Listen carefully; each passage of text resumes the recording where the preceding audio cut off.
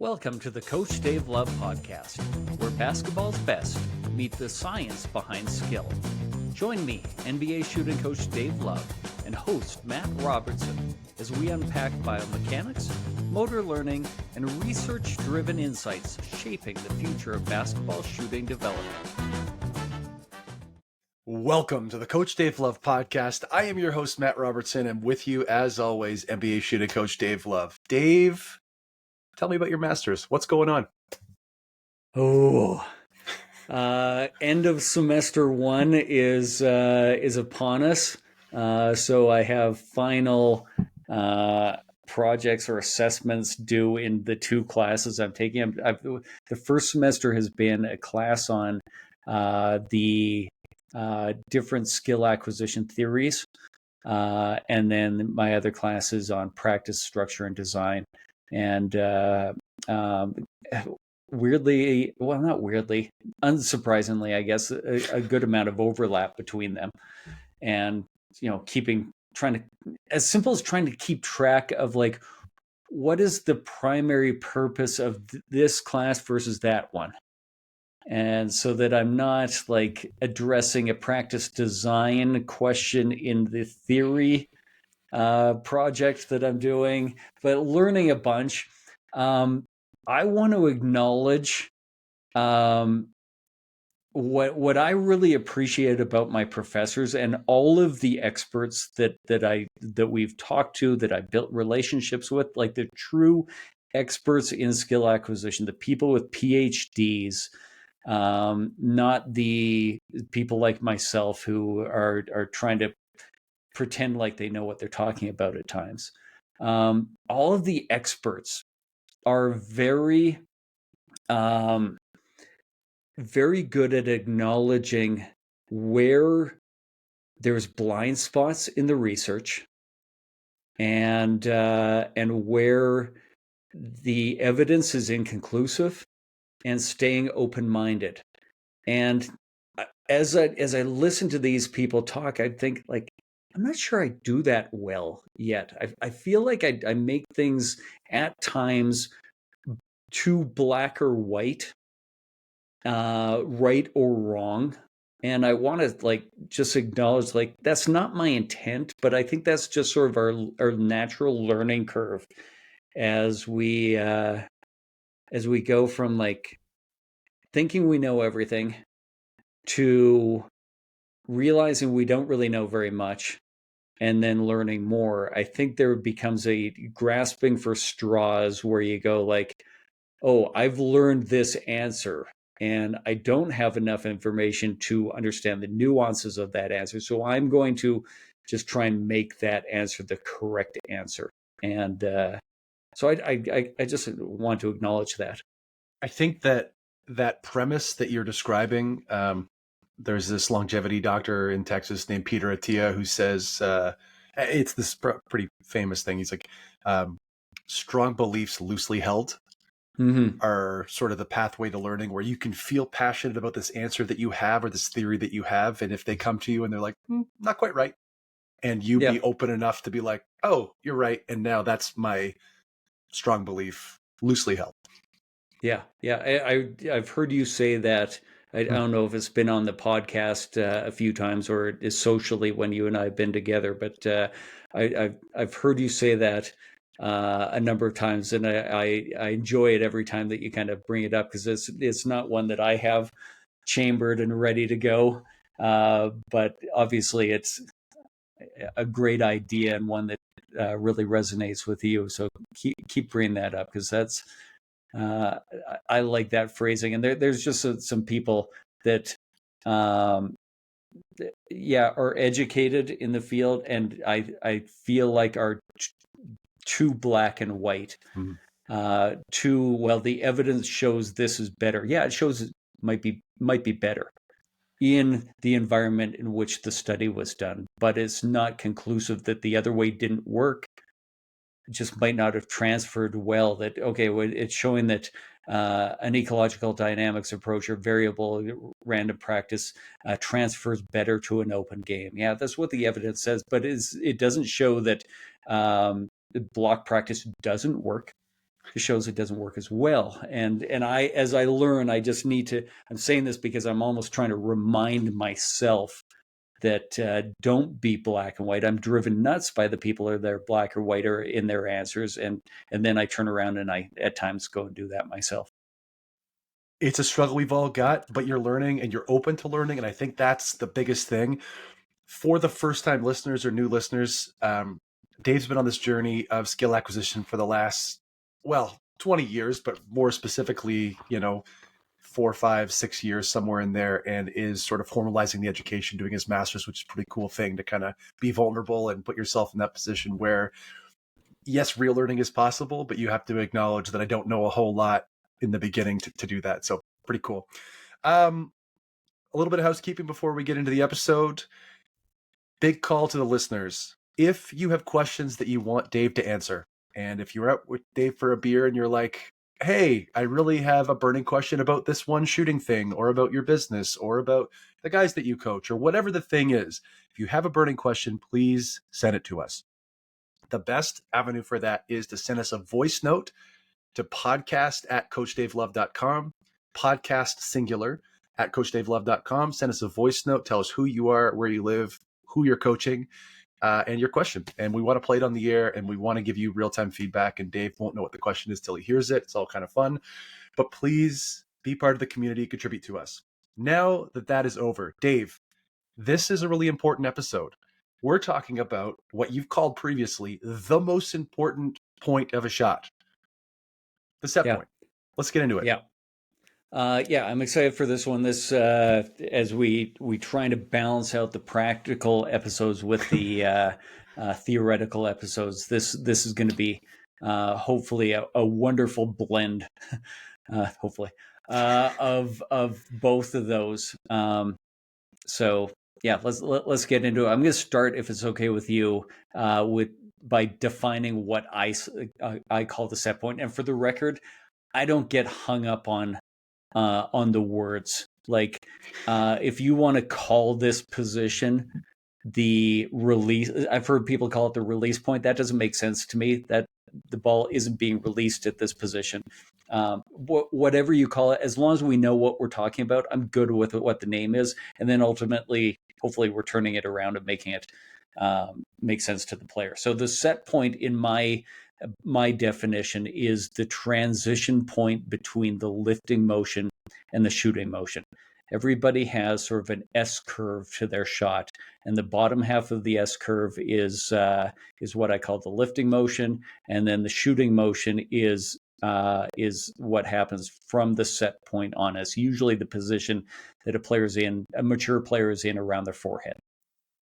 Point of clarification: when you say S curve, you mean standing from the side, and the ball is the shape that you're making, where it kind of comes up in a curve and then goes the opposite direction on the way out, right?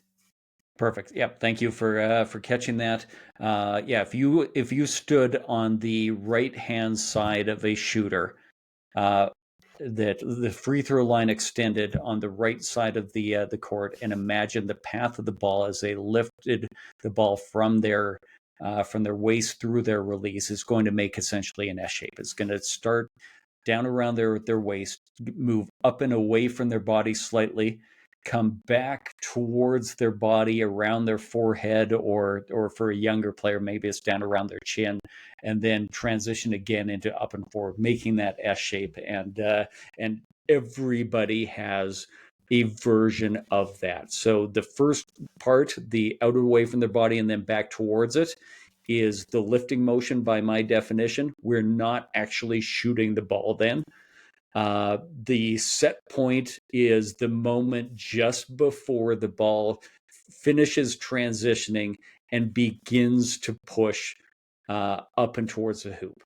So this is the first moment where the shooting hand is actually in a position to push the ball the direction we want it going.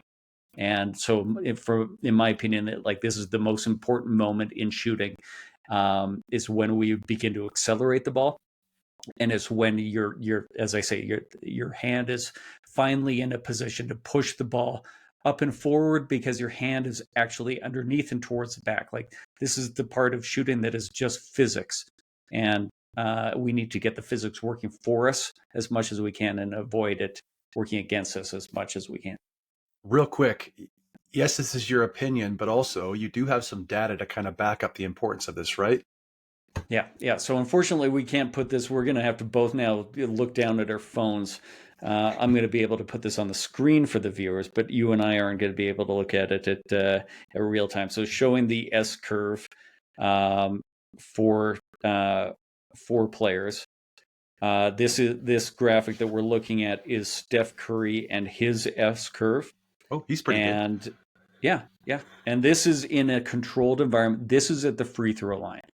And so, one of the things, not necessarily related to this episode, but one of the things I want to say is like, this is a great example of how each shot is, similar, definitely similar, but also different. If we just look at like the distance that we've got let's call that half of a foot variance between the green line that is between 4 and 5 feet, the green line there on the left hand side and the blue line on the right hand side. There's about a foot or a half of a foot of difference in where the ball is starting. For the people that are driving listening to this and you don't have access to Spotify or YouTube, this is the S curve representing 10 Steph Curry free throws. And there are sticklers in the old school that would say repetition, repetition, makes every shot exactly the same. And these are 10 lines that are all very close to one another, but none of them are the same. There's like a 5 or 6 inch spread between where the ball's coming up both forward and backwards with his body. Even in the controlled environment, even at the controlled distance, he's shooting from slightly different distances from shot to shot. And can he adapt to that? Well, obviously, yeah, he's pretty good at that. So let's look at just for a second, let's look at the two green lines, and we're going to start at the top of the S curve because they are essentially on top of each other at the two green lines. And if we look at the data points in those last 3 or 4 data points, the data points are essentially the ball's moving at the same speed, the same velocity, on the same angles, on the same path. But if we follow those green lines down to earlier in the motion, the data points are separated. The ball is moving at different speeds at different times, and Steph had to take a different approach, especially around 7 feet on those two shots. The light green line, he has much further. I'll say much. It's probably like an inch or two further from his forehead and needs to lift it more dramatically and change the direction of it. Whereas the darker green, he has a little bit closer to his forehead and a little bit smoother of an arc around. They're not exactly the same shot. He's making adjustments through that. If you look at there's two blue lines, one that's a lighter blue kind of in the middle down around 4 or 5 feet, and one that's a darker blue on the right side. There's a significant spread there.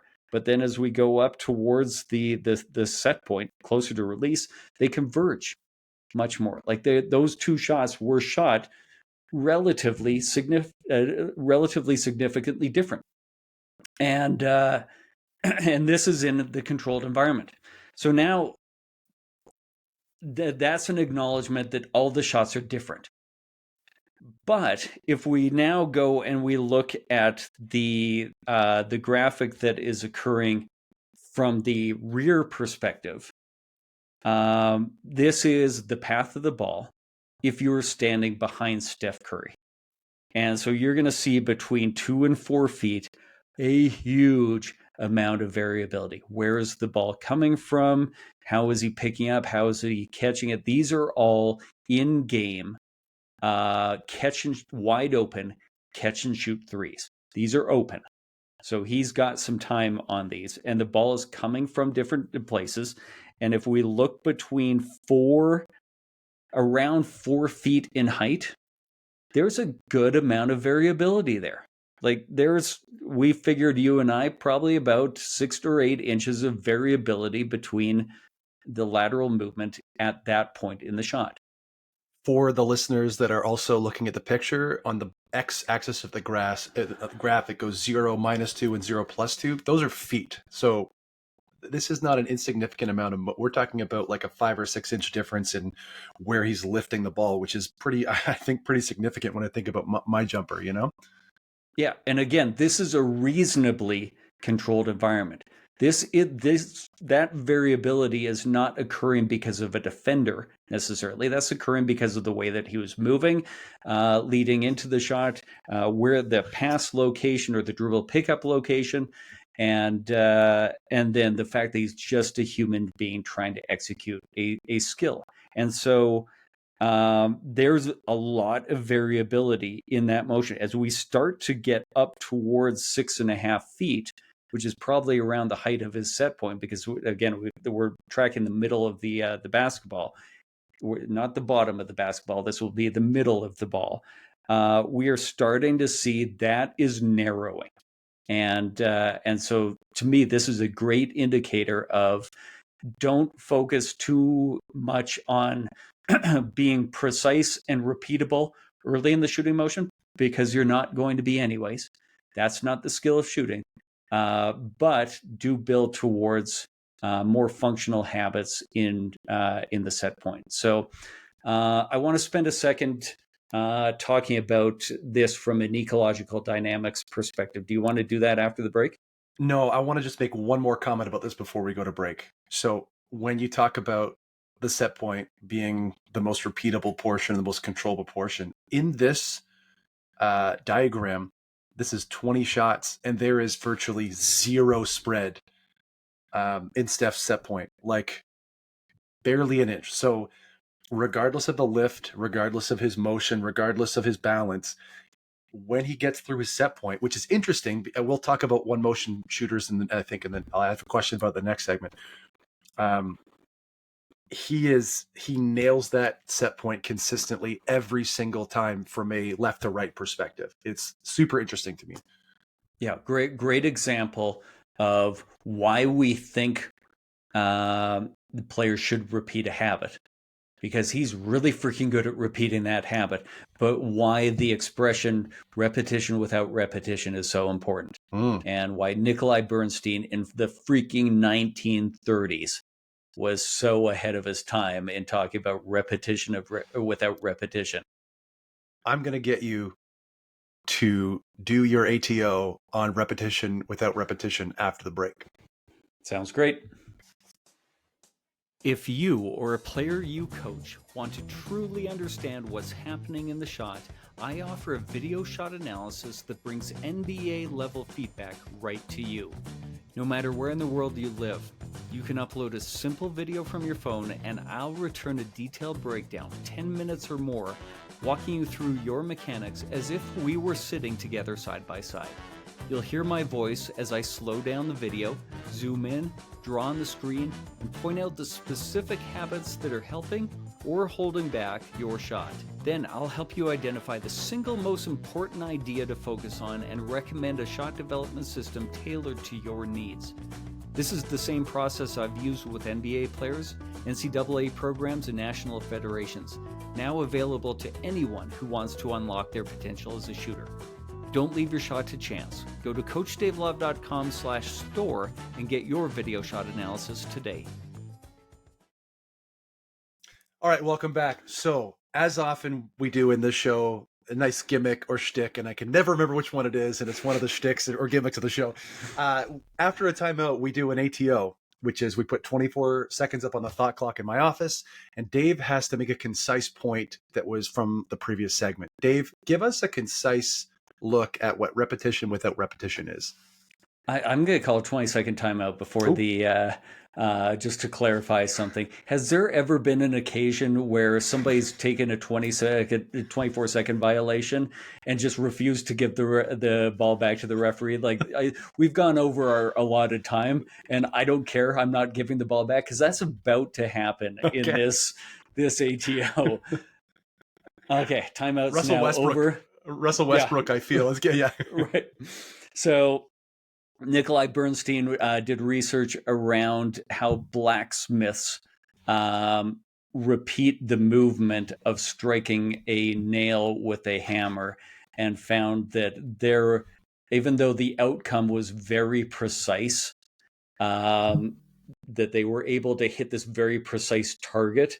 The movement that they made in order to hit the target varied significantly, and coined the expression that became famous a couple of decades later: repetition without repetition. And that's essentially what it means to be skilled in shooting, is being able to repeat without repeating. This has been 12th Century Metalwork with Dave and Matt. Thanks for coming out. Right. And that was also is this is so bad of me to ask. In college, the shot clock's still 45 seconds, right? Or no, it's down to 35, right? 45 seconds. Was it ever 45 seconds? Oh yeah, back in the olden days when Oh Dave had boy. a full head of hair, it was a 45-second shot clock in college. It's 35 or 30 now. 30 now. It was 35 when I was in college in the US. So we would go down and play D2 schools in Maine, and it was 35 seconds, and it felt like an eternity. You'd be playing, we were 24-second shot clock in Canada. Right. You'd be playing defense, be like, oh, yeah, we're about to get a stop, and look up at the clock, and there's still 13 seconds on the clock. Oh, good times. Okay, so let's talk about what this all means from an ecological dynamics perspective, which is sort of the primary um, theory in motor learning right now, with a whole bunch of sub theories underneath it, like the constraint led approach. So in ecological dynamics, they talk about the set point would be an attractor. It's a movement solution that the body tends to self-organize around. And in uh, in regular coaching speak, we would talk about it. It's a habit. So if I reference an attractor, a functional or a dysfunctional attractor, what we're talking about is a good habit or a bad habit. And so that's me trying to. I'm trying to learn this information, but I'm also trying not to become one of these academic guys that talks in language where the average coach goes, "Why are you making it so complicated?" Don't And it's worry. hard. I'll be holding you accountable if you say words I don't understand. You don't worry about that. So, in my opinion, for a lot of the reasons that we've already talked about, the set point is the most functional attractor, or the most important attractor within the shooting moment. It's the moment when the ball really gets kind of into a position where the shooting hand is in a position to apply force in the direction that we want the ball going, and it's the moment where we begin to accelerate the basketball and applying the most force to the basketball. There is absolutely force being generated in the lift motion. That's where a lot of our range comes from. But it is I don't have an accurate number, but in my opinion, it's significantly increased out of the set point. Everybody slows down around their set point to varying degrees in various different situations, but everybody accelerates out of the set point, except for maybe like an 11-year-old who's accelerating right from the beginning. But You used to give this awesome object lesson in basketball camps with kids where you would hold the ball at your set point and jump, and just like not extend your arm and not accelerate the ball to the hoop with your arms, but just let your jump give momentum to the basketball. Talk about that just for a second, because that's a really good, I think, object lesson about this. I love that you came to the camps years ago, as you're reminding of me of things that I don't use anymore, just because of like I'm trying to emphasize other points or limited by time a little bit more. But so it's a great little reminder. I don't do this one very much anymore, but I want you to visualize wherever you are right now that you're holding the basketball with an outstretched arm out in front of you. So your hand is underneath the ball, your arm is extended, and your shoulders at about a 90-degree angle. Ball's at around chin height. uh, Bend your legs. Do not use your shoulder. Just jump as high as you can and try and get the ball to leave your hand as much as you possibly can. Like, that's how much power is transferred from your legs to the basketball. And when I do this, and I'm not the greatest jumper of all times, Ooh. shocker. But I can really only get the ball to leave my hand by about a foot. and then I'll stand completely straight legged, not use my lower body at all, put the ball up at my set point, but aggressively lift my elbow and snap my wrist out of it, and I can push the ball 20 feet in the air. I can't lift it 10 or a foot with my legs, but I can lift it 20 feet with shoulder, elbow, wrist.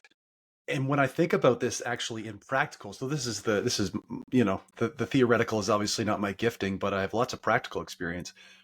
If I'm missing short 3 or 4 reps in a row, the solution is, get more leg engagement into it. And that will give me the extra half inch that I'm looking for that goes from short to swish, right? Like I'd never really thought about that before, but what I'm actually looking for is not a whole lot more. And I really have to engage my legs to get that.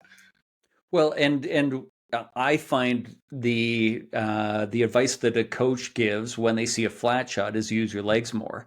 Mm. And I rarely talk about use your legs more when there's a flat shot. And we'll get to this later on in the episode. But just like I find with most flat shots, the issue is at the set point, that most dysfunctional movement patterns, most bad habits, uh, come to a head at the set point.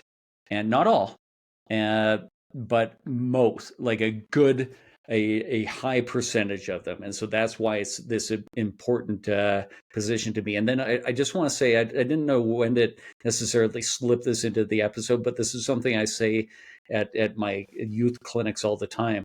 The set point and the nuances and details within it that I might be guiding towards, they're really challenging to work on because they're really small. They're usually around your finger, like they happen very quickly and in the middle of the shooting motion, like or in the middle of the full shooting motion, that transition point.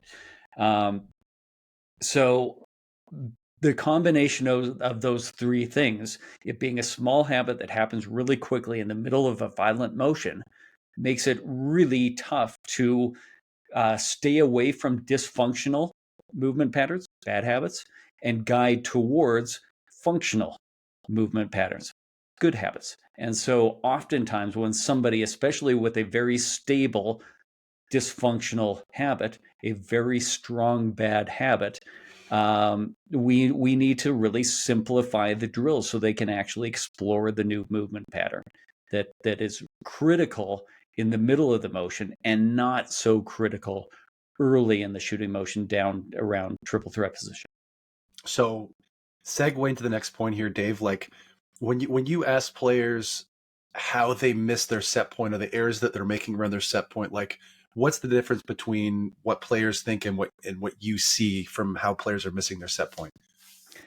Well, often a new player will have no idea how their proprioception, their feeling of what they're doing compared to what they're actually doing can be so different. And so that's where I think it's really important to be taking video and showing video.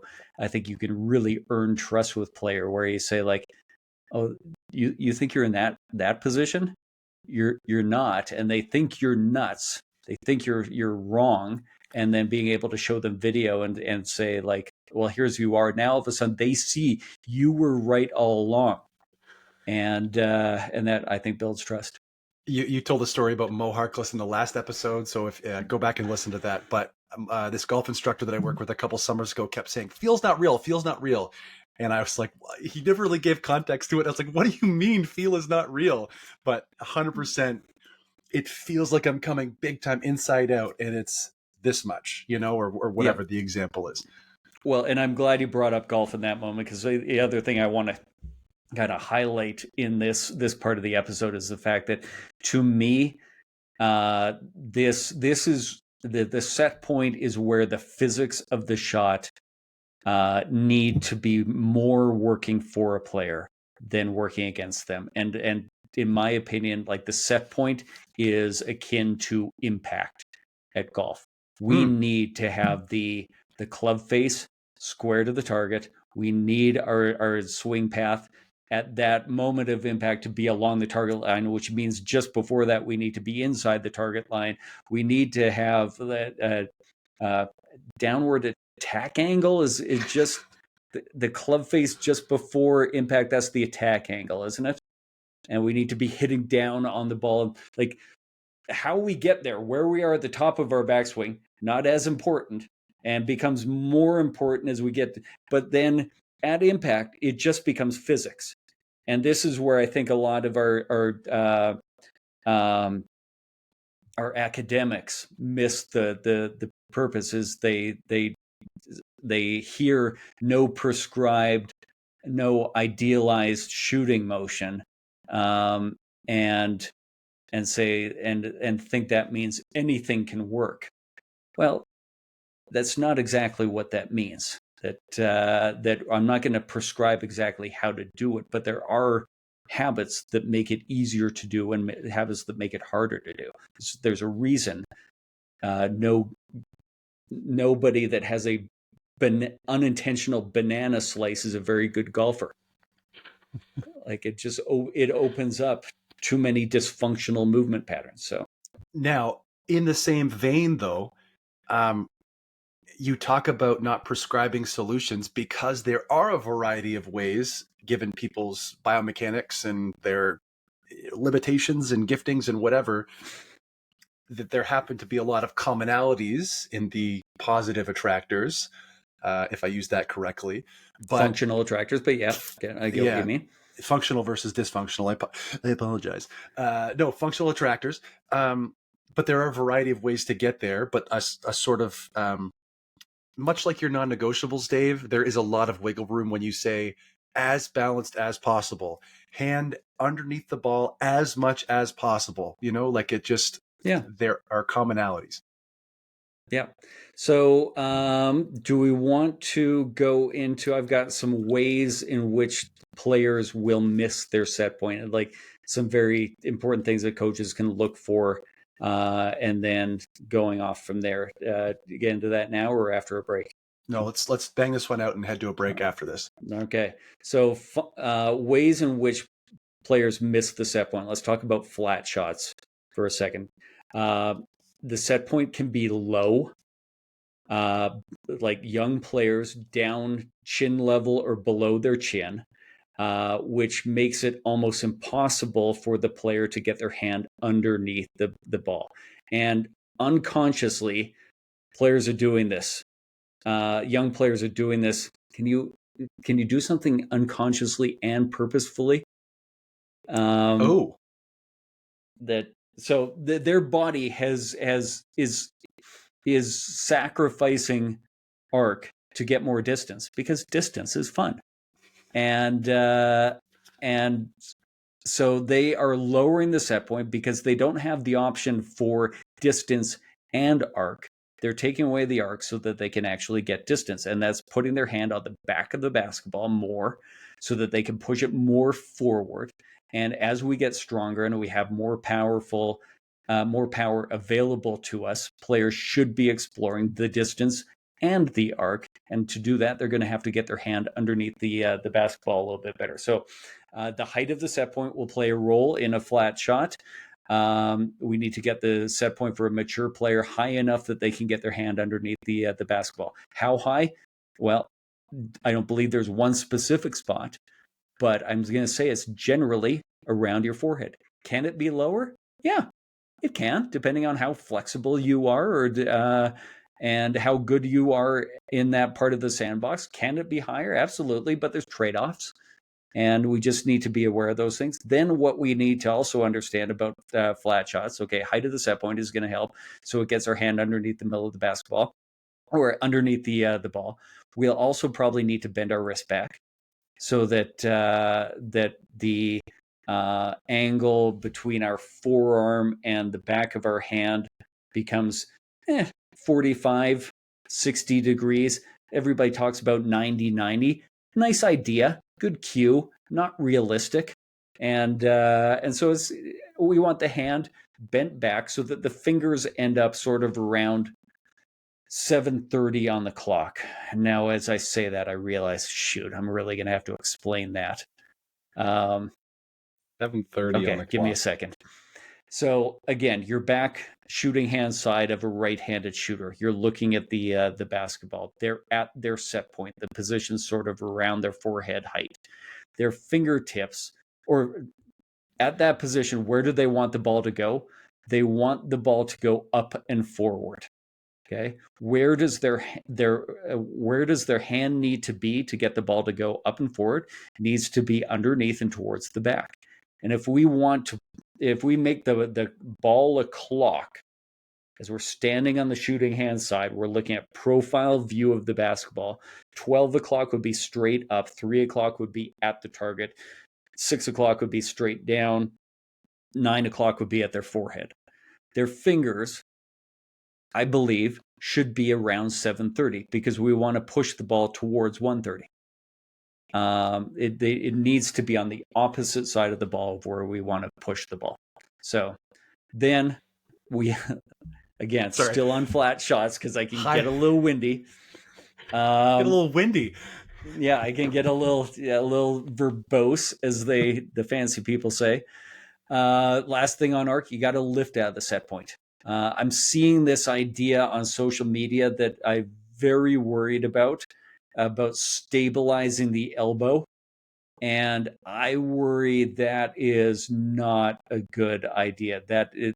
All of the evidence that I've seen on how people shoot the basketball is the elbow's not stabilized at the set point, with the shoulder lifting to the set point and then the elbow extending in two different sequences. They're occurring at the same time.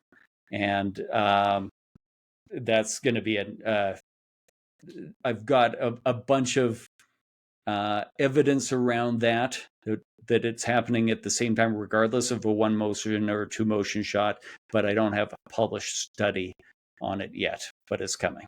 We are doing an episode on joint synchronization at some point in the next X amount of weeks. So just a little teaser for that as well.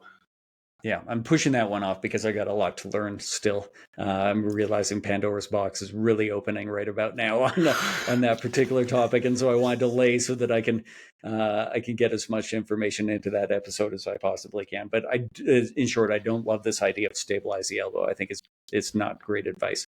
I was going to say I have 30 questions and you just dodged all of them. So good job by you. Okay, continue on, Dave. Okay, so left to right misses. All about the left right. No, that's not a good way of saying it. The position of the hand underneath the ball, if we viewed it either from in front or from behind. So in the previous arc, we've been viewing the ball from the side. Now, if we're viewing the ball from the front or from the shooter's perspective behind the basketball, is the shooting hand too much over on the right side of the basketball, too much over on the left side of the basketball? Is the guide hand, which is probably on one side of the basketball, unless you're built very differently than I am, then is it applying force on the side of the ball? If you're looking for left-right misses, you need to be looking for how we're applying force to one side of the ball more than the other, usually at and or out of the set point. But I'll say this, don't get hung up on which finger the ball leaves last. In our research on the spin of the basketball, one of the things that we discovered is the finger that the ball leaves last doesn't play a significant role, that the direction of the ball is already determined by that point.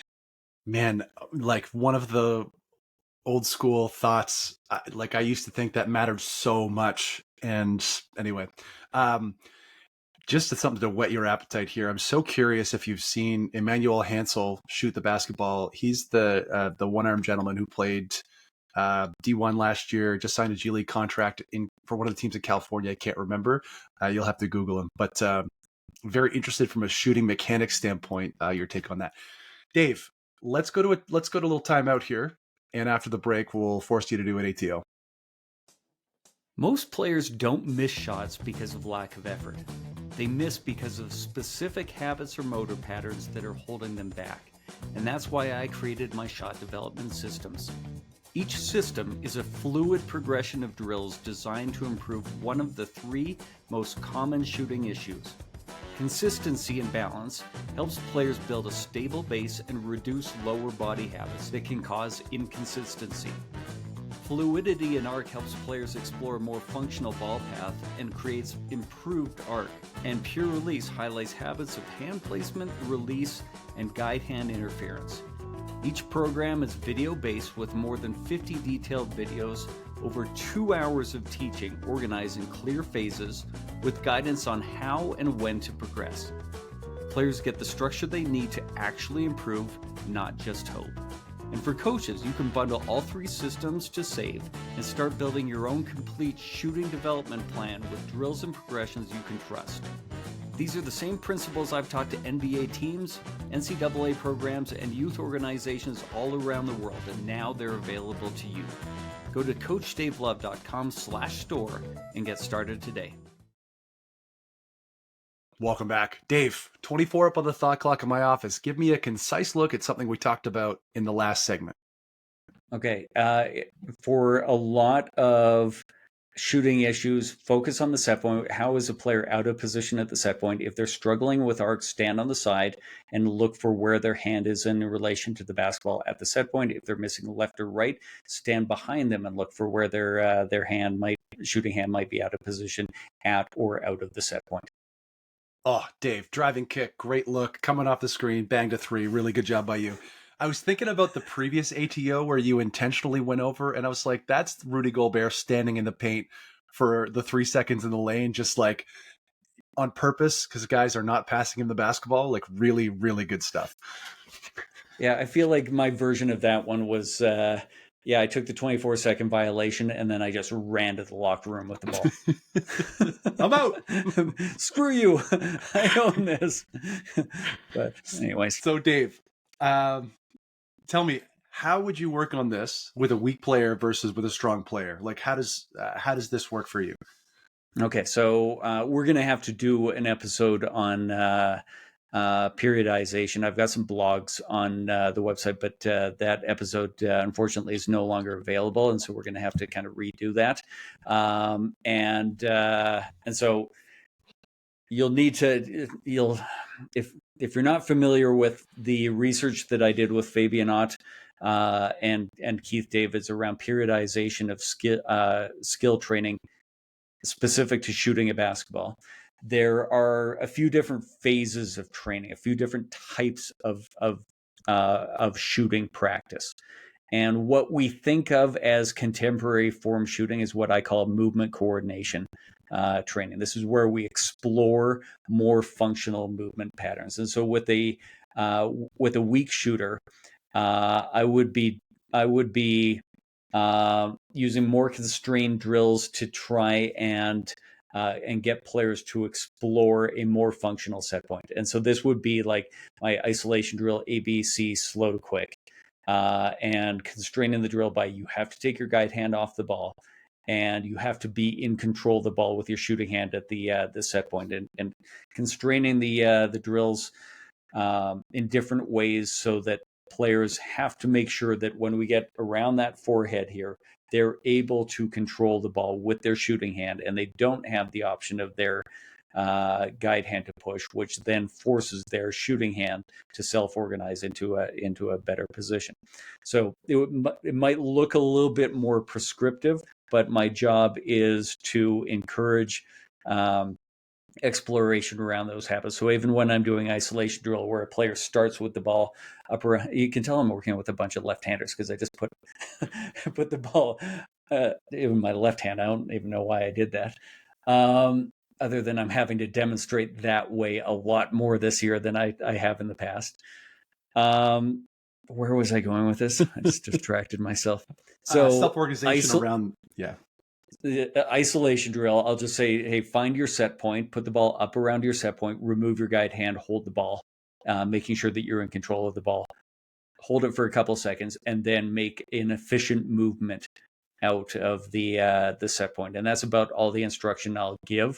And then I'll constrain the drill in other ways based on what I see them doing. Like, okay, explore how far in front of you can hold the ball at that set point. How far back can you have that, or how far forward can you have your set point? How far in front of you can you hold it? And I'll give that kind of a constraint typically when a player's not bending their wrist back enough, by forcing them to explore further and not have their guide hand to rely on.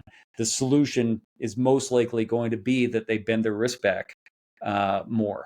And so that will be a little informational constraint that I'll give in conjunction or as well as the take your guide hand off constraint. So that's how I'll typically do it with the weaker shooter, which is the shooters that I tend to spend more time with. With a better shooter, I feel like the job is to help them explore other functional set points. So they have a stable set point. It's just now, can we also give them other functional tools in their tool belt? And so putting them in situations where, okay, you need to, like a no dip shot would be a good example of this. Put them in situations where they have to explore other ways of moving through this position. So movement coordination training again is more around exploring more functional movement patterns. Then skill adaptability training is exploring functional movement patterns while overcoming game-like challenges. And so it's not that just that we learn to do the perfect thing. We have to learn to get close to the perfect thing while overcoming the sort of challenges that we face as shooters in games. And I think this is where we should be spending the bulk of our time in practice is not necessarily rehearsing perfect, but getting as close as we can to repeatable in game situations that pose challenges. And for a weaker shooter, I might really simplify that game context, but then I'm constantly looking for, can I add more variability? Can I add a little bit more challenge to this? Whereas with a better shooter, the way that they're doing skill adaptability training, the kind of challenges they're overcoming or they have to overcome are much more complex or much more difficult. Super interesting. So when you think about periodization in this way, like I know that the skills that you're working on and the sort of way you're coming at it with weaker and better shooters are different, but it's interesting that you have the same framework to work within, I guess.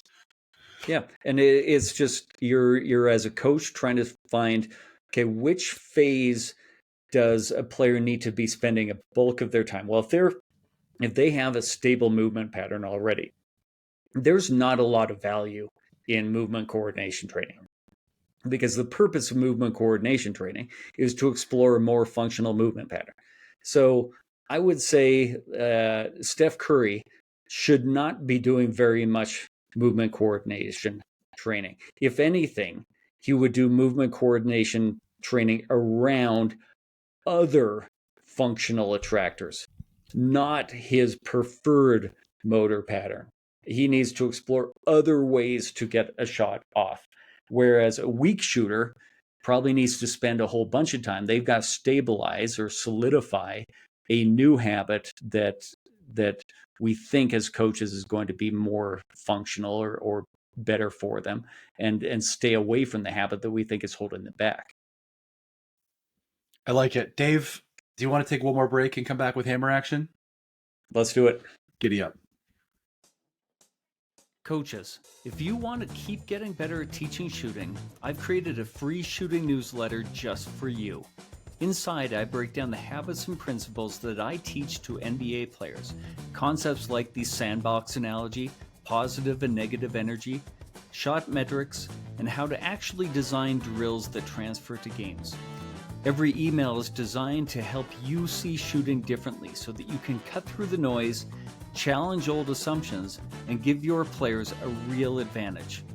I've consulted with NBA teams, NCAA programs, national federations, and youth organizations around the world. And the insights I share in the newsletter are the same ones I share with them. If you're not on it, you're simply missing out on tools that other coaches are already using to develop their shooters. Sign up today on CoachDaveLove.com and start learning the skills to help your players unlock their potential. Dave, welcome back. Before we get to hammer action, one more ATO, 24 up on the thought clock in my office. Give us a concise look at one thing we talked about in the last segment. Periodization around the set point looks different for different kinds of players. Better, weaker shooters will be spending different amounts of time in different phases of periodization, and also be doing different kinds of work within each phase. But the principles of the phases remain the same. Got it. I like it. Nope, it tracks. Dave, hammer action is a segment where we like to get very practical and we hammer home an actionable intel or an actionable item from today's episode for your regular coach to take with them on the road this week. All right, so hammer action, I want to sort of guide you through my process on, and I hope this feels familiar. I hope you feel like I say this a lot, because ultimately every workout with every player, I'm going through this process on a daily basis with each player. Start by, okay, what habit am I guiding? What's the purpose of this practice? What am I trying to get this player to learn or discover or explore around? So in what way are they missing their set point? In what way are they out of position and the physics are working against them at the set point? And it won't always be the set point, but this episode is about it, and it's going to be really freaking common. So I'm focusing on it. So what's the intent? Why are we doing this? Then I want to design a task, design a drill that is going to allow the player to explore that habit. And for a weaker shooter, that might be a very simple drill. For a better shooter, that might be a slightly more complex drill. But I've got to find the right challenge point with the task that hopefully, and ideally, just, I know you got a question here, but ideally, in a perfect world, the task would force the exploration, not my instruction, but the task. Like, that's ultimately a constraint-led approach, is the task forces the exploration, not the coach. Could you give me a practical example, like a real drill that you would do as an example for a weaker shooter, and then one you might do for a better shooter? Yeah. Okay. So very good question. Very simple answer. The weaker shooter, let's say they both could get better at their balance. The weaker shooter, I might just be saying to them, all right, jump as far as you can to the side and figure out how to control that energy. Or maybe I'm pushing them sideways. And with a better shooter, I might be doing the same thing, but instead of doing it from 15 feet, I'm doing it from 24 feet. Instead of allowing the player, the weaker shooter, a half second to self-organize and gather their balance, I'm going to say to the better shooter, the second your feet hit the floor, you've got to be exploding into the shot. Whereas I might want the weaker shooter to have a half second to sort of attune and like feel, did they get balanced or not? So that would be why or how. And to this point, the next thing in the process would be I would determine how much variability, complexity, and game context I can add to the drill. And part of that, like part of it is just the variability aspect of it. I want them learning to adapt the habit to different situations, even if it's just a different distance.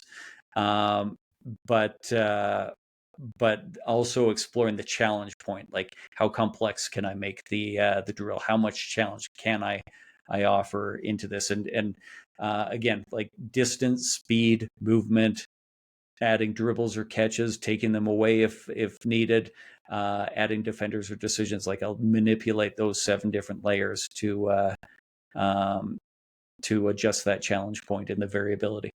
So very cool that you just did this, because it is exactly the same simple task, just with different informational constraints the first time.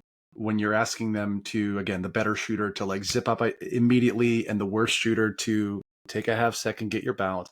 Exactly the same situation, which is a really cool thing. You've adjusted the drill in this one little note for these two shooters on different ends of the spectrum. Hats off. Yeah, well, and I appreciate that. And I think again, kind of going back to what we talked about at the beginning of the episode, like we don't have to make this complex. Sometimes the simple simple solution is the best. And Occam's razor, is that Occam's razor? That's the one. Simplest solution is probably the right one, or the simplest and answer. Yeah, and I'll do this at my clinics where in the last hour, or specifically, or for sure in the last half hour of a clinic, I'm giving the players constraints and letting them invent the drill. And I feel like there's a pressure in the beginning to invent an elaborate drill. An elaborate drill will be a more beneficial drill. And often it's like, okay, now instead of doing one thing, then doing another, do 2 things at once. Like that's the real challenge. And what the players will try and come up with this elaborate drill where I say, like, I want you to, there needs to be a catch, a pass and a catch involved in your drill. I want you to include push drill so that we can work on our balance. And then I want it to be layered with ABC so that we can get our guide hand off the basketball. You guys invent the drill. And they will usually do push drill, and then the player lands, and then they catch the ball, and then they do ABC. I'm like, that's a good drill. That's good. Now, can you do push drill and catch it as you're landing? Can you do those 2 things at once? And now we've got a better drill because 2 things are going to happen at once. And like, I think that is the more simple answer. You've got to figure out how to do 2 things at the same time. That's the challenge, but ultimately it's a simple task. And you catch a basketball while you're gathering your center of gravity. Dave, I prefer the Instagram drills where I pirouette 3 times and then fade away. Those are the drills that I prefer. So thanks for your opinion. Thank you very much. I value your opinion also, and it could be correct. In this case, I'm going to go with no. Dave, is there anything else you want to touch on before we wrap this up? No, if you want to follow me on social media, find me at Coach Dave Love on Instagram, Twitter. I'm trying to use TikTok a little bit more, but whatever. YouTube at Coach Dave Love, putting out a little bit more longer form content there. And best thing, just subscribe to my newsletter at CoachDaveLove.com. Can confirm the newsletter is worth your time. I am also a subscriber. I get most of it on the air, and I still learn from reading it as well. My name is Matt Robertson. You can find me on LinkedIn or at Coach Matty Rob on Twitter/X. Thank you for sticking with us till the end. Please rate, review, subscribe, tell a friend. It all really helps. And see us next week. You've been listening to the Coach Dave Love podcast. For more insights, make sure to sign up for my free shooting newsletter and access exclusive resources at CoachDaveLove.com.